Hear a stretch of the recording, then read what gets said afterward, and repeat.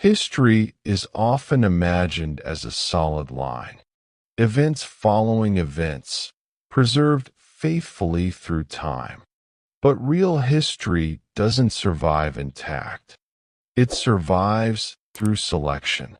Across the Middle East, beneath deserts and ruined cities, archaeologists continue to uncover civilizations that once shaped the ancient world, nations with kings, laws, gods, and writing systems older than many biblical stories themselves.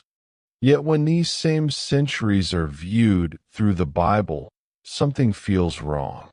Some cultures appear suddenly, then disappear. Others are reduced to villains, footnotes, or divine punishments. And some, despite overwhelming archaeological evidence, are barely acknowledged at all. This raises an uncomfortable question. Did parts of history vanish naturally, or were they deliberately written out? This is not a claim that the Bible is false. It is a claim that the Bible is focused, and focus always comes at a cost. Tonight, we investigate the civilizations archaeology remembers, and Scripture quietly leaves behind. The Bible was never meant to be a neutral history book. It is a theological narrative, compiled over centuries, edited by scribes, priests, and scholars with a specific goal: to explain the relationship between one people and one God. That purpose shaped everything. Events were chosen because they served the message. Others were shortened, reframed, or excluded entirely. Modern readers often forget this. When we compare biblical accounts to archaeology, we are not comparing two equal records of the past. We are comparing belief-driven storytelling to material evidence. And material evidence has no theology. It only shows what existed. Biblical narratives often give the impression that the ancient Near East was sparsely populated. A few tribes, a few enemies, a few kings. Archaeology says otherwise. From roughly 3000 BCE onward, the region was packed with trade networks, city-states, empires overlapping in time and space, religions influencing one another. Israel did not emerge in isolation. It emerged in a crowded, competitive world. And in such a world, identity is fragile. To survive, a group must define itself clearly, especially against those who look uncomfortably similar. In the Bible, the Canaanites are portrayed as morally corrupt idol worshippers, doomed to destruction. But archaeology complicates this image. Canaanite cities existed long before Israel appears in the record. Their pottery styles continue uninterrupted into early Israelite settlements. Their language forms the direct foundation of ancient Hebrew. Even the names of Israel's early leaders contain Canaanite elements. This leads to a controversial scholarly theory. Early Israelites were not foreign conquerors of Canaan. They were a subgroup that emerged from Canaanite society itself. If this is true, then the biblical conquest narrative becomes something else entirely. Not a memory of invasion, but a story of reinvention. To create a unique identity, shared origins had to be denied, and denial requires demonization. Canaan didn't disappear. It was recast as evil. Strict monotheism did not appear overnight. Archaeological inscriptions from early Israelite sites mention Yahweh alongside Asherah, household shrines, multiple divine figures. This suggests early Israelite religion was complex and transitional. But later biblical texts rewrite this past. Other gods vanish. Alternative practices are condemned. Memory itself is reshaped. Why? Because monotheism is not just belief. It is exclusivity.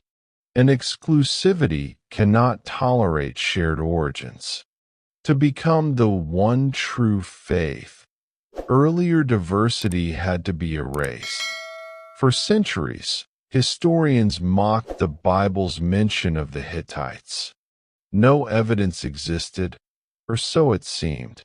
Then, in modern Turkey, archaeologists uncovered massive city ruins, royal archives, international treaties with Egypt. The Hittites were not minor tribes. They were a global superpower. Yet in the Bible, they are reduced to background characters. Why? Because acknowledging their dominance would disrupt the image of Israel's centrality in the ancient world. The Hittites weren't erased by ignorance. They were minimized by narrative priority. The Phoenicians shaped the ancient world more than most civilizations mentioned in Scripture. They developed alphabetic writing, dominated Mediterranean trade, spread culture from the Levant to North Africa and Europe. Their alphabet influenced Greek, Latin, and eventually modern writing itself. Yet in the Bible, Phoenicians are mostly merchants. Never innovators, never civilizational pillars. Why? Because their influence was too fundamental. Admitting it would mean admitting that Israel's world was built on borrowed structures. Assyria and Babylon dominate archaeological records. Their inscriptions confirm wars, kings, dates, and campaigns. The Bible does not deny their existence, but it reframes them. They are not civilizations. They are punishments. Their culture, science, and administration disappear behind theology. History becomes a moral lesson. This is not erasure through denial. It is erasure through reduction. Many ancient writings once circulated alongside biblical texts. Alternative creation accounts, expanded cosmologist, stories of divine beings interacting with humanity. When the canon was finalized, some texts were excluded. Others were shortened or reinterpreted. Contradictions were removed. What survived was not everything that existed, but everything that aligned. This fuels modern conspiracy theories. Not that history was destroyed violently, but that it was filtered carefully. This isn't about attacking belief. It's about understanding how identity is formed. Every civilization edits its past. Every religion selects its memory. The Bible did what all-powerful narratives do.